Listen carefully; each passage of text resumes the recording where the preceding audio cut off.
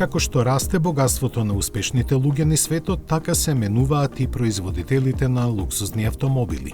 Веќе не се реткост вестите за рекордни продажни резултати на марките како Rolls-Royce, Lamborghini или Ferrari, кои пак во голема мерка се базирани на нивните скапи теренци. Трендот во кој суперавтомобилите остануваат некако надвор од фокусот и пазарните прилики, што со тоа се создаваат придонеси за појавување на нови и враќање на веќе подзаборавени марки возила.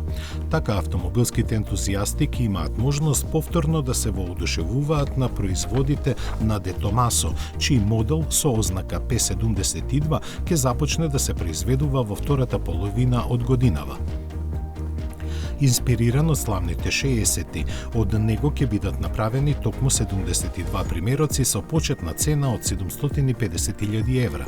И кај нас помалку познатата чешка марка Прага се враќа на пазарот. Нивниот адут со историско име Боема веќе започна да се произведува. Овој хиперавтомобил со тркачко педигре ќе има цена од 1,35 милиони евра и освен во Европа ќе биде понуден и на арапскиот свет и во Соединетите Американски држави.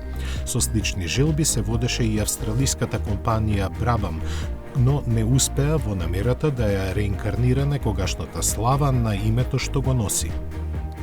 Нејзиниот основач, најмладиот син на трикратниот светски првак во Формула 1, Джек Брабем, после 6 години поминати главно во несогласувања, се разиде со најголемиот акционер, останувајќи без средства за работа.